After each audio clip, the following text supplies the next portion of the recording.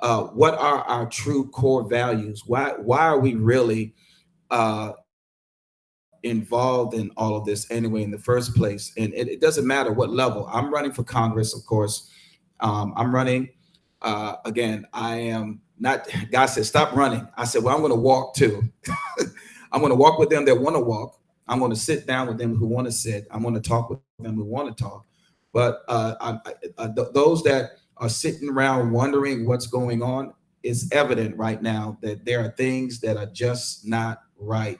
There are things that are happening right now that are just not right. And those that are watching right now, I know that the Facebook Live, if people want to ask questions, I'm going to share it right now on a couple of pages. There is an extremism now that is happening where people just want power without results, just wanting power, just wanting to be in charge with without identifying the actual agenda.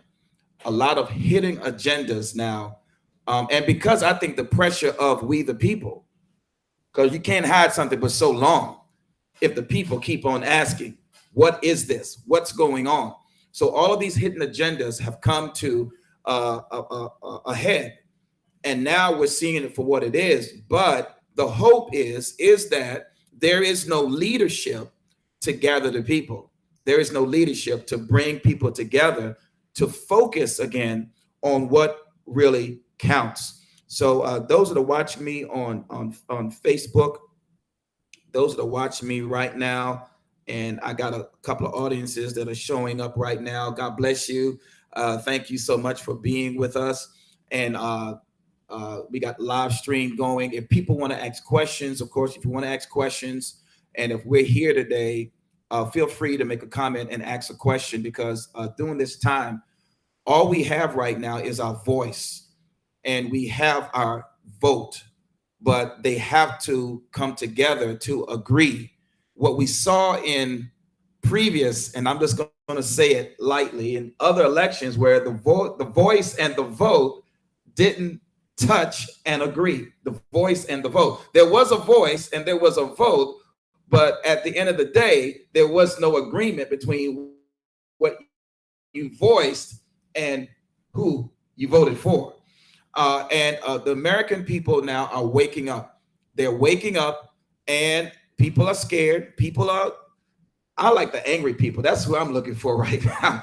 The scared people, I'm comforting you. I'm saying, fear not. You know, Jesus, and just a little bit about myself. I'm a pastor, so I'm not going to deny it. I've been pastoring for 20 years. I'm a child of God. I gave my life to the Lord in Saudi Arabia. I was in Desert Shield, Desert Storm, scared, of course.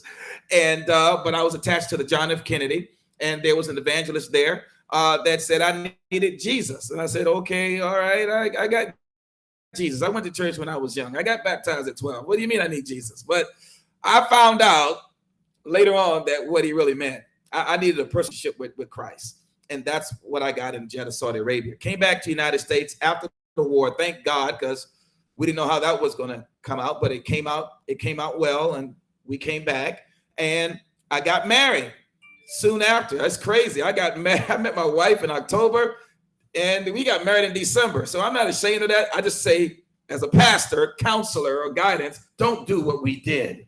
But we've been married now 30 years, so God had mercy on us. Okay.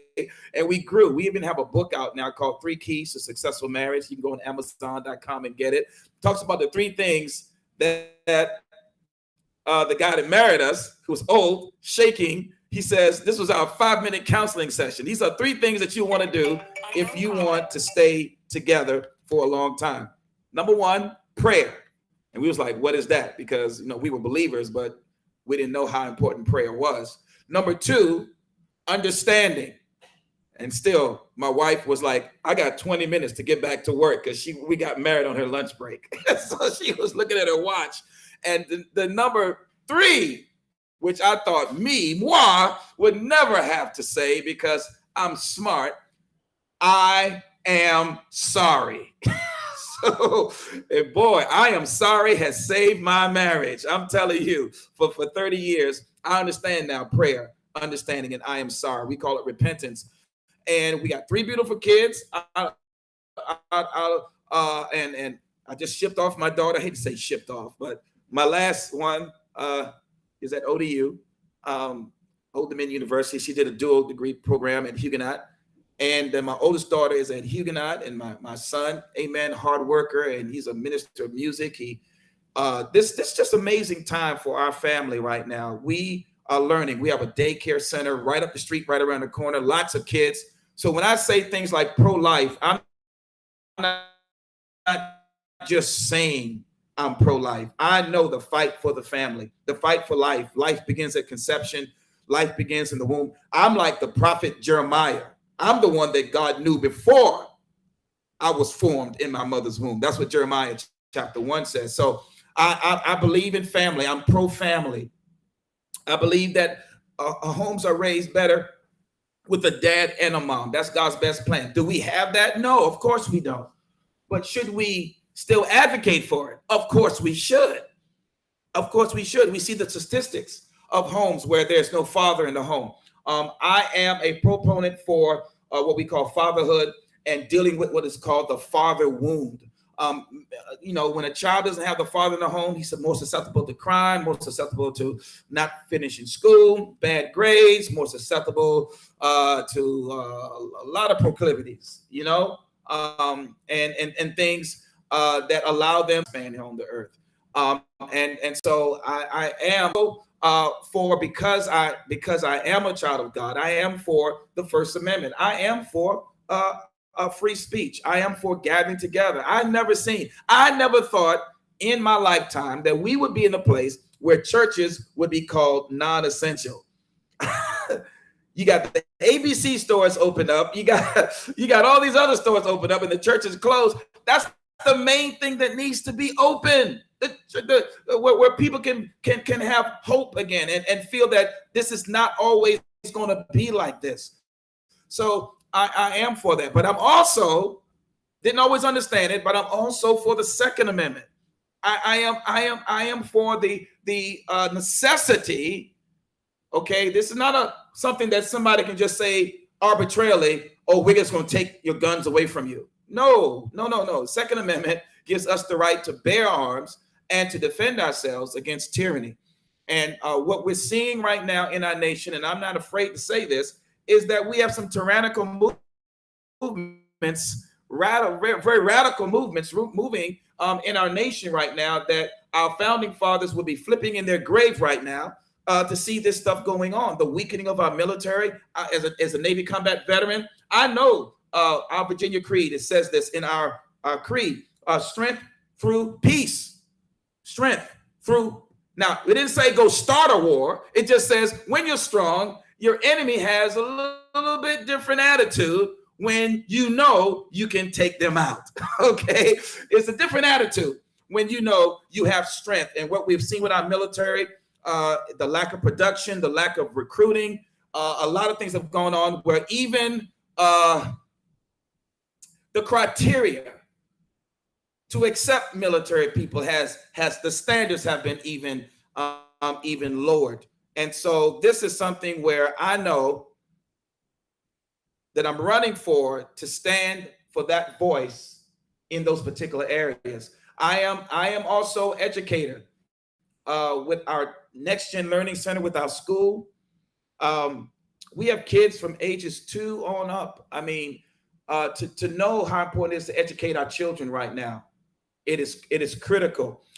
Those of you that have seen my commercial about standing for what we call school choice, it's changed now. What we've seen in the last few years is that parents now are being thrown out of school board meetings because they can't talk about the curriculums that their children are being taught in our educational system, and parents ought to have the first say so. Our children don't belong to the government. Our children belong to the parents.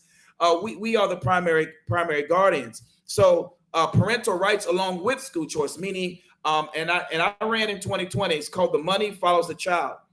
I ran in 2020, and I understood how important it was for education to be prime one. It deters people from what we call this pipeline called the cradle to the prison to the grave. It's real. It's real. When you talk to an inner city kid, he says, "Well, how long you think you're gonna live?" He said, 18. When you got children thinking that they're not gonna make it at a certain age because of the climate and the culture that is around them, that is sad. I think and I believe that when parents have the flexibility to change, to move their child if they're failing or if they're not getting the proper care, they ought to be able to move to another school or school district, or choose the option of homeschooling, choose the option of trade. There's a lot of things that's happening right now, and what people are doing right now, they are allowing us to feel like we're in a bottleneck, that we can't make these choices. And my incumbent is not really addressing. Okay, I see the live feed is on Facebook Live. My incumbent is not addressing the needs right now. Climate justice doesn't meet the need of our educational system. The energy,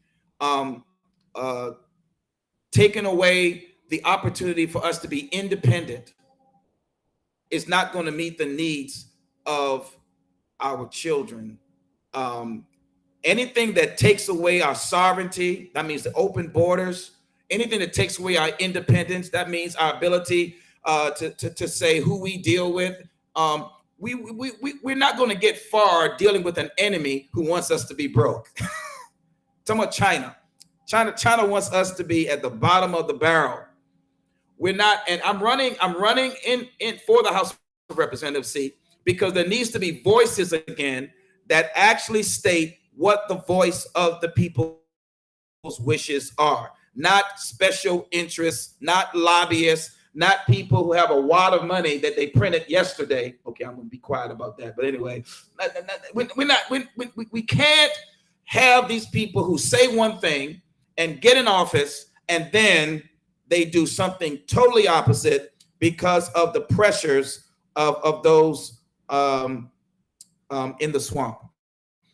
And one of the things that's happening right now is that, and this has already been put out there. My opponent doesn't want to debate me because I am a 2020 election denier. I'm like, wow, really? I have questions. That's basically what I told ABC. I told CBS. I told the newspaper. I have questions.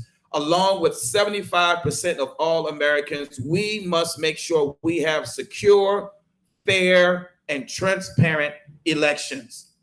We must have confidence that when I go to the poll and I put my vote in, that my vote equals one legal vote. One legal vote, period. You know, in India, they would put their hand in some dye, and they knew if you was coming back again because you couldn't wash that thing off. They said, "Oh no, you already voted. Get out of here." Okay, it's just that simple. Election day, not election season. Minimum mail-in ballots. Minimal. If you have to, if you can't, if there's an excuse why you can't come, whether it be medical excuse or some other mitigating circumstances, then. But that should be kept to a minimum. It shouldn't be everybody mail-in ballots, because that's what? A crack, which leads to, come on, if you give the devil an inch, he'll take a yard, and then he'll take a mile, and then he'll take the whole football field. And so that just leads to arbitrary fraud. So these are the things. I got people saying hello. Hey, how you doing? I got Dan Tavius. My wife said hello. Got people watching. Look, this is an immediate cause for all of us in the 4th Congressional District to not waver on our common values, our common core values. And that's why I'm here. I'm here just to speak out. I'm here to show up. You can't speak out unless you show up.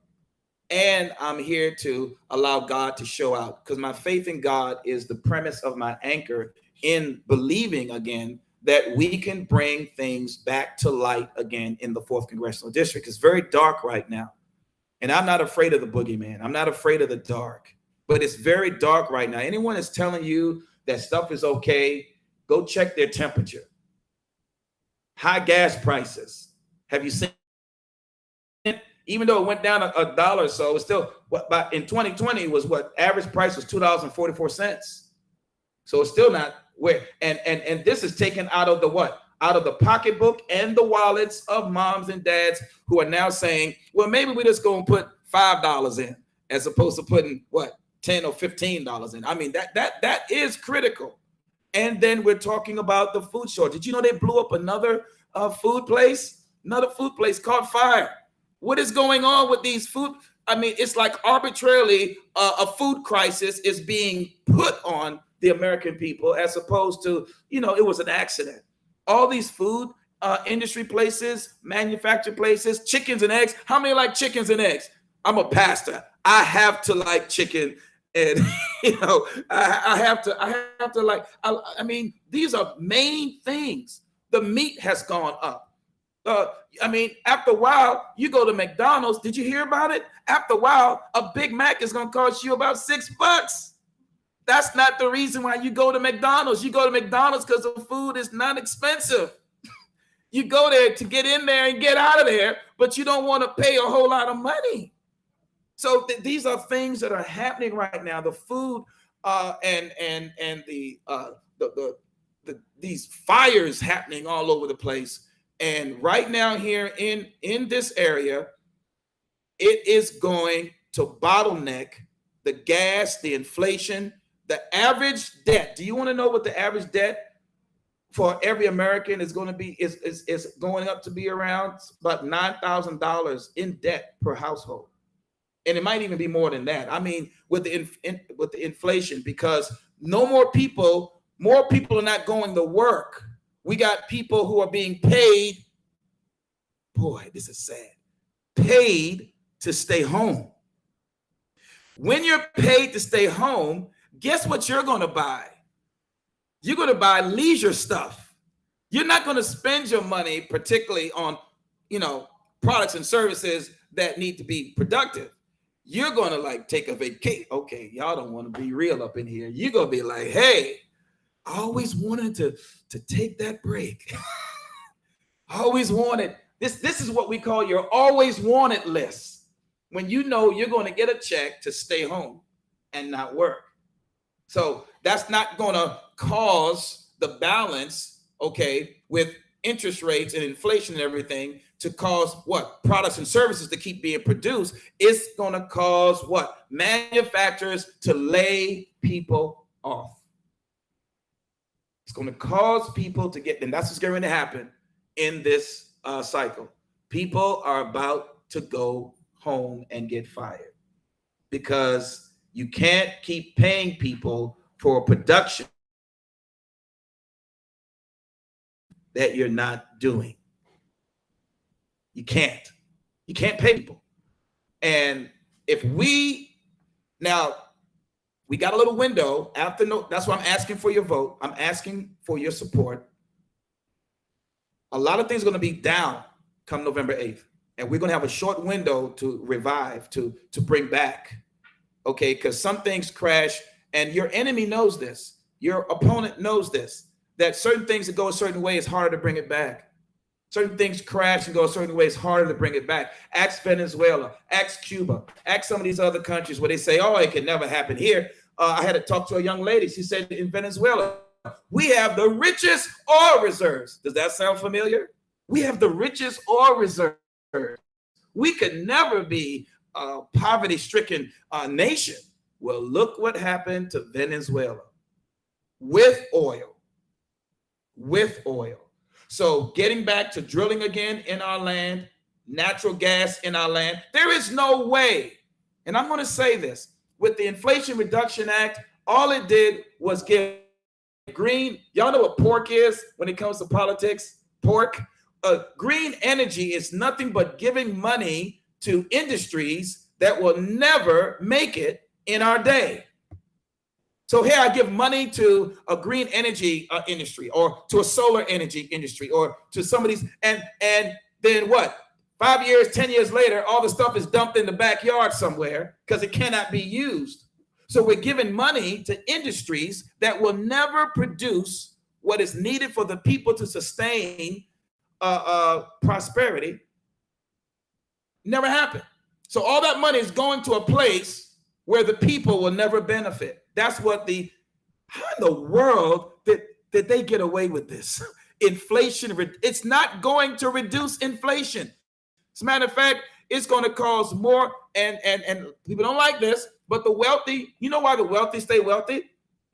Because they know how to stay wealthy. The rich are going to stay wealthy, and they're going to lay a lot of people off. It's sad. Who's that going to affect? That's going to affect middle class and those already living under poverty.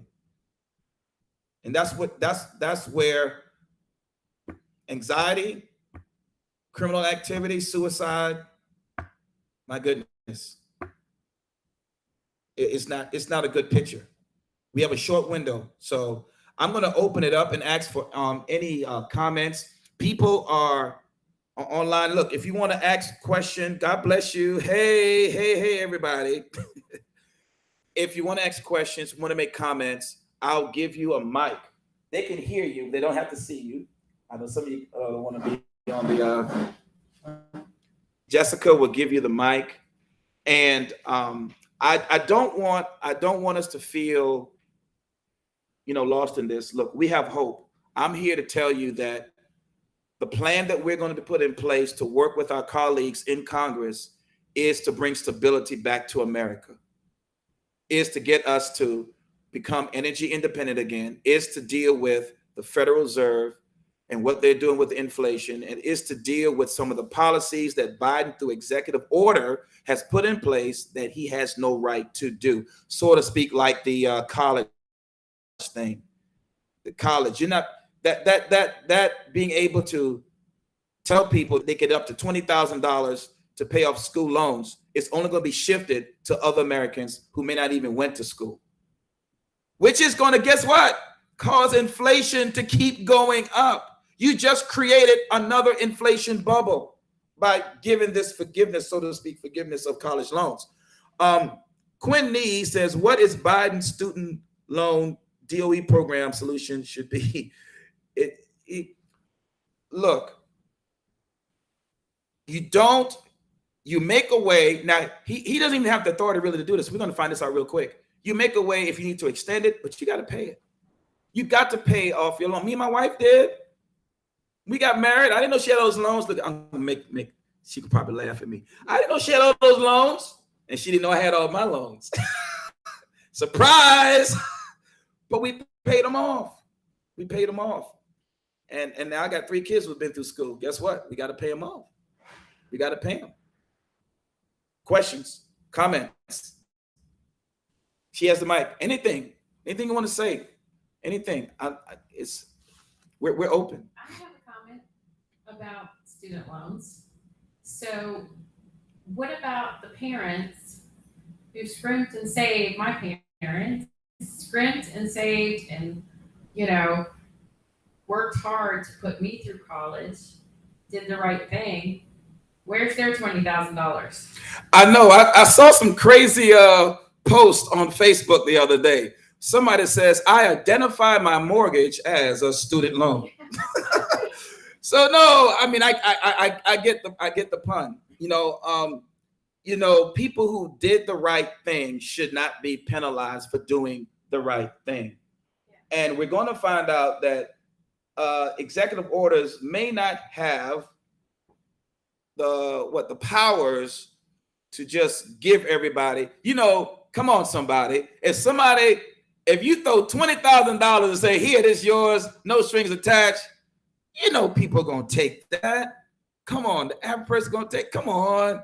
That's going to cause inflation to go up. It's going to cause so many other catastrophes to happen to put debt back on people who should that debt on them. So it's sad that that's what's going on right now. But the bottom line is we have to get back to accountability. And if one, I heard another post, and I like what they said. It's like if your degree is not worth paying off, what is the value of your degree? If you went to go get it, what is the value of it? Me and my wife paid ours off. We paid ours off, and we're helping our children right now pay theirs off. Come on, parents. Do I got any parents that got children in school? Come on. I mean, come on. This is something where we don't want the debt caused through education to fall on people who should not be paying it. As a concerned citizen with 3 growing children, where are the schools culpable in this? Because when I went to college was somewhat affordable. I got a degree from Virginia Tech for give or take $20,000. And that was in the 90s, I know, but what middle class family can afford to send one or multiple children to a state school for over $100,000? Loans, most people don't have that laying around and have a hard time saving $100,000 in addition to living and paying their bills. So the fact that college tuition has raised astronomically is part of the problem, I believe, with the student loan issue. Yeah, like I said, the tuitions are going to go up. God bless you all. Thank you so much. Thank you so much for being here. The tuitions are going to go up. I know a lot of people don't think that. So this is almost like a college bailout program. It's kind of sad, and this should not be happening right now. I had a person in the comment says my car identifies my car identifies as a car loan or something. I don't know, but my car identifies as a student loan. But we have to be able to get people to get back on track again by doing what is right. What is right? Any comments? Anything? Just it doesn't matter what it is. Any questions or anything? Yeah, and I want us to be able to have 3 things that's going on. We got to get our economy back on the right track. That means we got to be able to allow the spending that is going on to be thwarted. Do you know how much money look how much money has gone over to Ukraine. Look how much money has gone over to wars when we need to protect our own borders. Look how much money is going to things that will not help the American people get back on track. The spending has gone totally ridiculous, and I believe it's all by design. We also have 2.3 million people who have crossed over the borders since this administration. My opponent has allowed this to happen. My opponent has allowed 2.3 million people to cross the borders, and a lot of them have even come over unidentified. You're talking about terrorism. A lot of have come across unidentified. We don't know what countries they've come from. We don't know who they are, but yet 2.3 million people have crossed our borders. There's a list where at least there's a list of a terrorist list that is out there, and these people may have already been let into our nation right now as we speak. My opponent has allowed this to happen, and he is doing nothing about it. Quinn says school tuition keeps going up. The long-term solution, grants cannot keep up. Again, when we have our educational system being captive by politicians, it's never going to be good. We have to limit the government getting involved. This is what's happening right now. When we let politicians get involved in our everyday life, that is not a good formula for prosperity. And so my opponent has allowed also with the whole debacle of defunding the police, crime has gone up in our areas.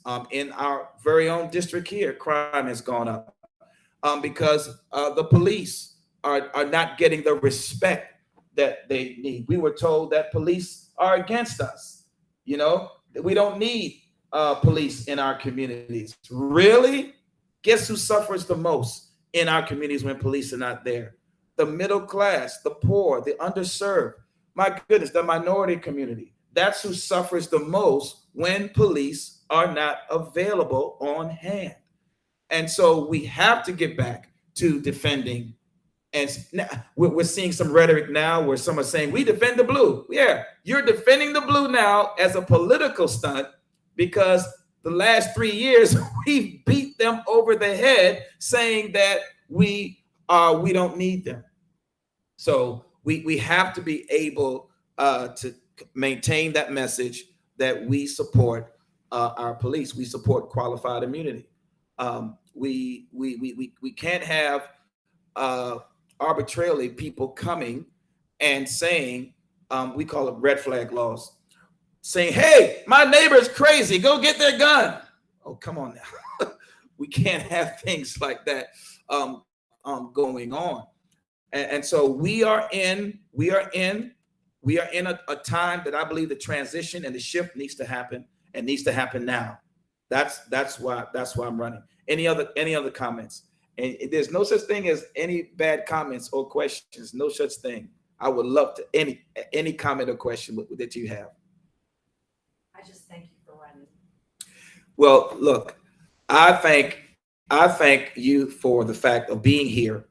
That what we're doing right now is getting the word out that it's time not for just a change, it's time for new leadership. And it's time for new leadership. And that's the way we have to keep speaking it, because the current leadership that we have right now is incapable of solving any of the common problems that are going on right now to the average American. And right here in the 4th Congressional District, from Richmond, Henrico, Petersburg, Colonial Heights, Dinwiddie, Sussex, Surrey, all the way down to Emporia, Greensville, people are hurting, and people want to know, are we going to have right representatives? Are we going to have right representatives who honor our values and our voice? And this is why I'm running. My opponent has clearly shown that he is nowhere to be found. Nowhere to be found. He won't even be seen with me, which I think in particularly is very alarming, that my opponent doesn't want to be seen with me in the same room. That's very alarming. Very alarming. When being able to share your ideas of what you want to make things better should be requisite. It should be something that, oh yeah, sure, yeah, let's get together. Let's talk about the issues. Let's talk about what's going to make things better. Let's talk about how you see it. Let's talk about how I see it. And he said he will not do that. So I'm hoping that he will. I'm praying for him. I'm hearing some things that he's not physically well. I'm praying that he be okay. I'm praying that all is well with him. He's not been showing up for any of the votes. He's been voting proxy, so I'm praying that he gets better, that he's well. But we have to, right now, we have to help the 4th Congressional District, the citizens of the 4th, come to a realization that it's not enough just to have power if you don't have solutions. I think I said that earlier today. If you have all this power, what's the use of having all this power and no solutions? Can't fix a thing. Can't fix anything, but you got power. That's the wrong reason for power. If you're going to have power, then you also have to bring with it the solutions as well to make things better.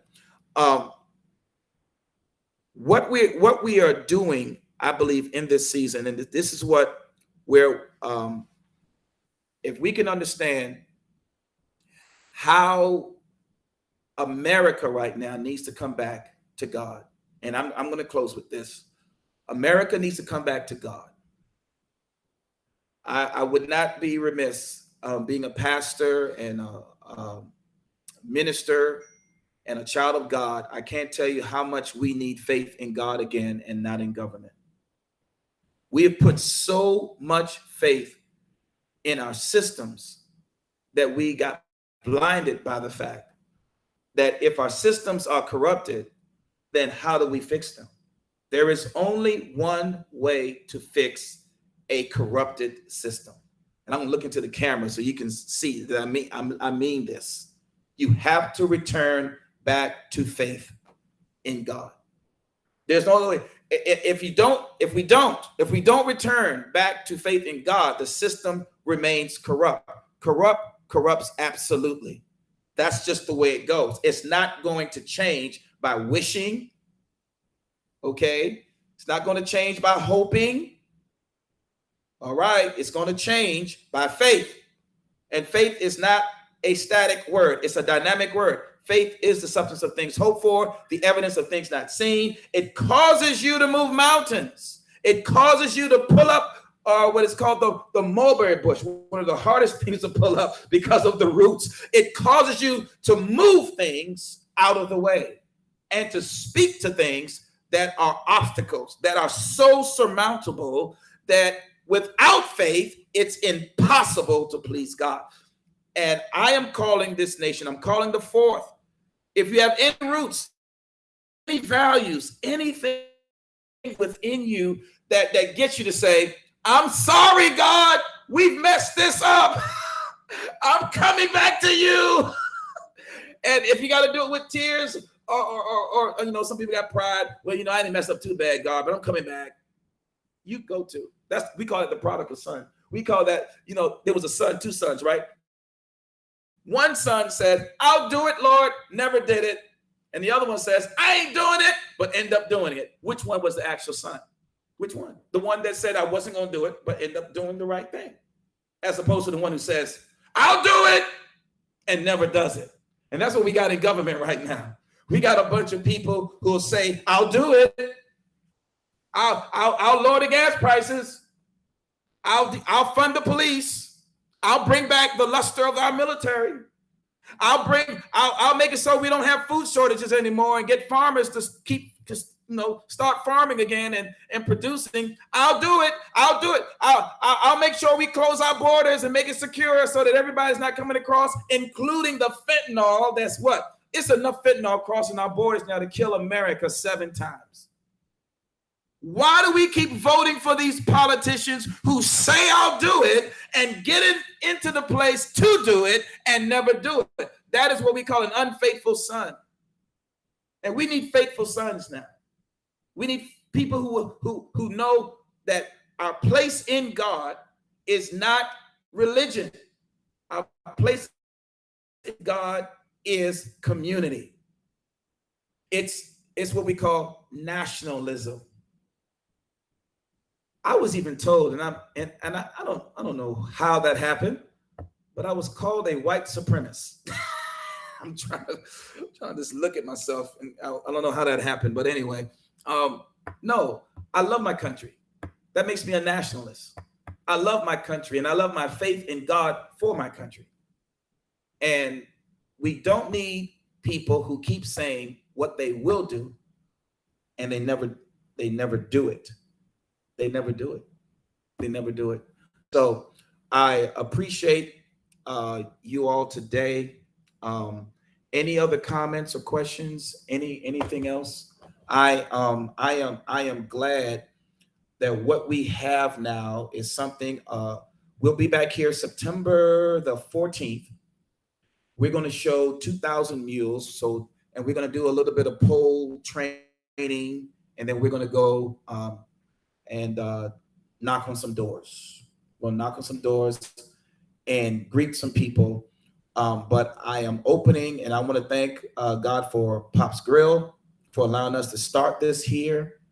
And we're going to go all throughout elections election season. I hate to say it like that, but all throughout until November, the last Wednesday that we can come here, we're going to be meeting here along with other areas. We'll post it on our website and also on Facebook. We're going to be meeting as many people as we can, shaking hands, knocking doors, handing out yard signs. Those that are watching, if you want to go to my website, benjaminforcongress.com, see all of our events, see where we stand on certain things. We even have a plan called Jobonomics that deals with being able to start businesses in some of these what we call these deserts, whether it be a food desert, whether it be places where people can't get housing, and they can get housing along with job training. It's not a combination. Get a place to stay and get trained for a trade or business. There's some things that we can be utilized here in the 4th Congressional District. We have many things that can be used to bring some things back. Again, faith in God, and I want to appreciate those that are watching on Facebook. My wife, I love my wife. God bless you, Maria.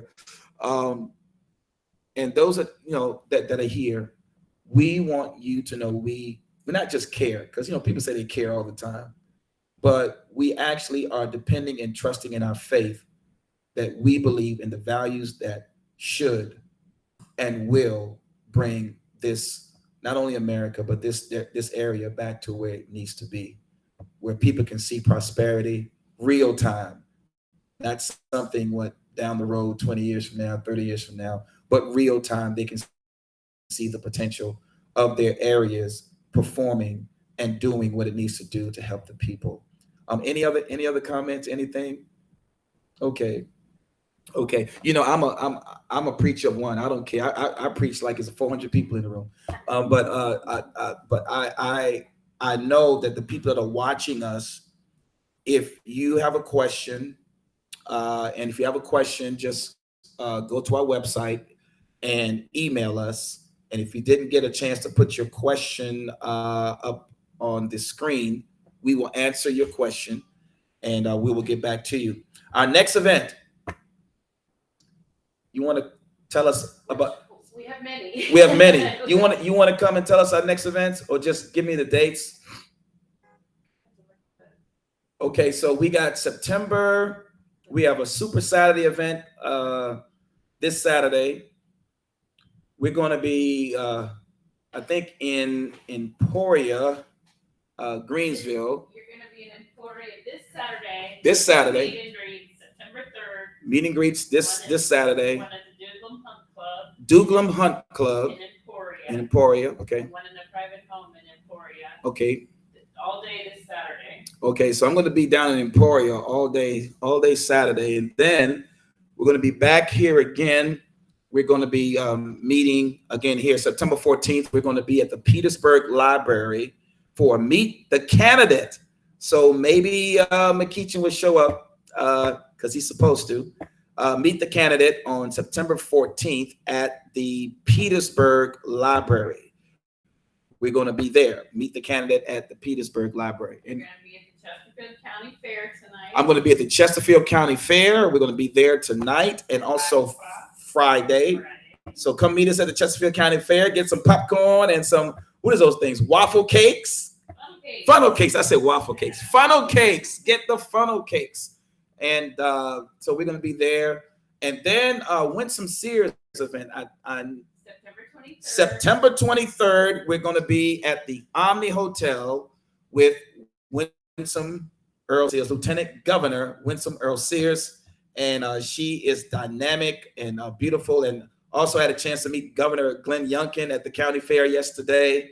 And amazing person. He's definitely standing on his loins and fighting the good fight of faith. We appreciate him. And also Attorney General Jason Miyares. Some things are really happening with the governor's office, and we appreciate that. So Lieutenant Governor Winsome Garcia, September 23rd, and then we're going to be moving into October. So check out our events. Go to our events page on our website and check out the areas that we're going to be. And so we appreciate everyone being with us on today. So with that being said, I want to thank everyone for coming. Thank everyone. One of the things that I know for sure, yard signs, we have big, huge 4x4s. We have big, huge yard signs that we're putting up, but we also have regular yard signs. So people need a yard sign. You can contact us on our website and just tell us where and how we can meet you, or if you want to come pick them up. We'll be here next on September 14th at 12 to 2. You can come get your yard signs from here.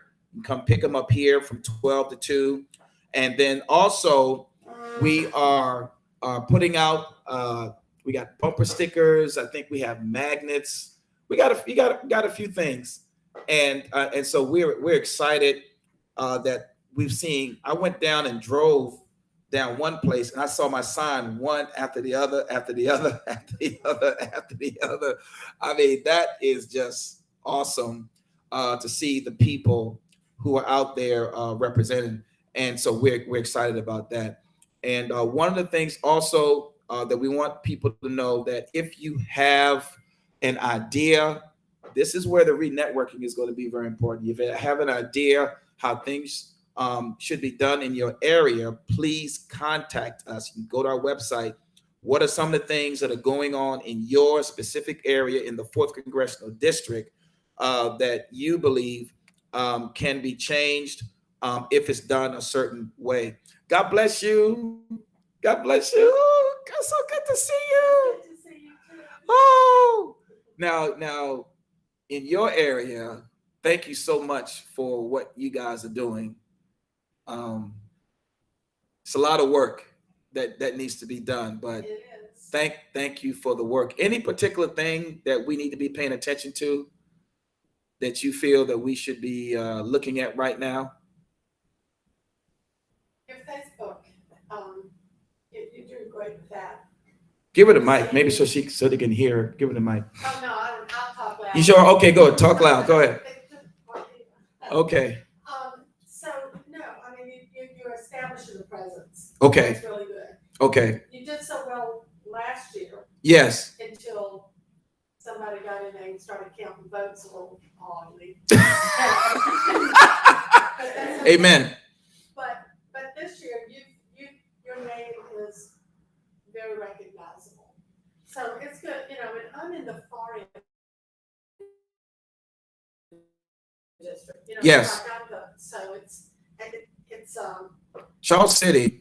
What other area do you? well, I'm in that far Henrico County. Right. I live on the Henrico County line. Right. With New Kent. Right. New Kent is not in the district. Right. But that's where, at the last event we had a lot of New Kent people there. Right. Because in all honesty, it doesn't matter what seat you serve, we need that seat. Yes. So, I mean, if you are, and I don't know. Well, We need that seat. Yes. So that's why I can pick up a lot of help in New Kent, not for vote, but Well, I am game because it was so effective in 2020. I am open. I am game because, again, when we're working with colleagues, so I'm working with Rob Whitman, Congressman Rob Whitman, working with Congressman Bob Good, and so on and so on. And so we have to correlate. We have to coalesce. We have to come together because the problems sometimes are adjacent to the other. It's like if one community is suffering, it's probably might be happening in the other community as well. So I'm for that. I'm for that. And do you have any affiliation or any connection with Chris Peace or Bill Bowling? Yes. Okay. Yes. So we'll take a note of that and make sure we reach out. Because Bill has been sort of vocal lately on Facebook with Yes. stuff, and he still has a voice. And Chris, even though he's not, still a lot of people listen to Chris. Yes. Yes. Well, we'll make a note of that and we'll reach out because I think it's important. Like I call it re-networking. We got to reestablish some things again so that we kind of see the trail, like point A to point B. We're not baffled, like, we skipping, So how do we get to point B? I mean D. We did A, B, and C. And so meeting these people and re-networking is very vital. Is very important. Well, and now, because I did see your signs, you got one on Williamsburg Road. Yes. A nice. Signs are going up. Yeah, I'm excited about that. Signs are going up. Seeing that, I mean, I think that there are probably people that if we asked who your opponent was, they might not know. Right. Because whoever hears or sees from him, except when he sends one flyer out taking, responsibility for all these wonderful things that he didn't have much to do with. Right. It's amazing. I've been hearing on the ground that people don't even know who he is. My opponent. They don't even know that he's even serving in Congress. Well, because he doesn't. But. Yeah. That's kind of sad. And one of the reasons why I'm running is that I don't want to be a faceless congressman. I mean, you just basically put anybody's face in there and go, oh yeah, that's him. No, it's not. You don't even know who he is. So I don't want to be a faceless representative. So and you haven't been. It's just your hard work in doing what you're doing now to get your name out, that we can anticipate that you will do the same thing once you have that seat. Yes. Because we need you not just for one term. We need you yes. for a while. Yes. So the enthusiasm and the energy that you're showing got to let people know that you will continue that in your work. Too. Yes. Yeah. I take a lot of vitamin C. I witnessed that Leon doesn't sleep. 24/7. But what you're saying is something that what I do as a pastor, it's the same thing. The work, it's you gotta trust that God will give you the strength to maintain. It's not being fake. I don't call it fake. I call it grace. It's a grace that's on my life and my wife. It's on my whole family. It's a grace that's on us. So thank you so much. The disappointing thing has been that we haven't had a really viable candidate to run against him. Yeah. Floyd Mays at the last minute threw his head and didn't tell anybody. It really, I felt like cost Jim Donati the election because McEachin came out just pounding it. Then Ryan McDougal, who had a halfway decent showing, but he didn't have the campaign capabilities that you are showing. And then it really takes that first time losing to get you got your name out. Yeah. You gotta keep going. So I applaud you for not stopping there. It was a huge disappointment that every time somebody runs and you just start building up the name recognition, then they don't run and again. and it's just like, well, that was 2 years for nothing. So Yeah. This is, and you'll get it this year. I really thank God for with everything that's going on because I'm pastoring, I have family and traveling, everything that God gave me the grace to know that this is our time. That this is, when I say our, I'm talking about the whole fourth. It's not because I'm just the one going to represent. So it's the whole fourth's time to see the change for the better and not just a bunch of talk. You know what I mean? And working with the colleagues, because it's not a one-man show. I know good and well when we go up there with 435 people, you know what I mean? And we will have the majority this time in the House. We got to stop the evil. Yeah. So it's going to be a working together of the colleagues, and of course we will be called the freshman crew. Okay, and that we will be viable and be much needed right now to push some of the legislation and things that really need to be pushed right now to reverse the curse, to put things back in its rightful place, because we're on a downslope right now. It's a slippery, I mean, it's viral. I mean, it's so it's going to take that House in 2022 to curtail some things that's happened over these last 2 years, to at least put us back in position for 2024 and of course 2023, because that's the Senate race as well. So maybe a reciprocal reaction to winning the House will also cascade into the Senate races in 2023. I heard through the grapevine that Herschel Walker is now up in the polls against Ralph Warnock in Georgia. And I had a chance to be with him a couple of days ago. I was down there and had a chance to speak with him. And he is very confident that God, I love it when he talks about God, that God will have the final say so in that race in Georgia. So these are some of the things. And I'm not going to keep you guys. I just really appreciate that if people are tired and sick and mad and angry, then they need to say something. Period. If they don't like what they see going on, if this is like stressful, they got to get this thing out. That's why we're having these meetups. Not to cause any violence or anything like that, or uproars and anything, but to get an open channel again for people to talk and to meet the candidate. And of course, McEachin is welcome to come. If he can, yeah, amen. But if he wanted to come and come here with me and talk, amen, talk about the issues, he's welcome to show up, But I want us to be able to be a people again who are not shut and locked in a cave, scared to come out. So thank you all so much. I count it an honor. I really do. Trust me, because it's not about me. It's about God, and so He will have the final say so. So God bless you all. We're going to go ahead, and everyone that's on the live stream, thank you for being with us. But we're going to be back September the 14th. We'll be right back here again. We're going to show 2,000 Mules.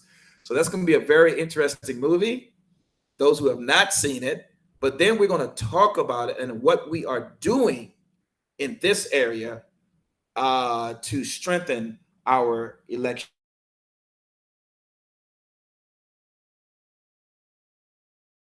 process. So we're going to have some people here to talk about that, and to how people can participate, whether it be poll watching, poll officers, election officers, all those different types of things. And so that they will know what the deadlines are, because we don't want, deadline to run out and people say, well, hey man, I could have been a poll officer. I could have been, and so forth, 2 p.m. So with that being said, God bless you all. And we're going to go ahead and I'm going to go ahead and sign off on Facebook Live, and then our live stream on our YouTube. We're going to sign off from there as well. Thank you all so much for being with us, Facebook Live family. Appreciate you very, very much. God bless. Sign off from them, and then I'm still talk to you guys. Hallelujah.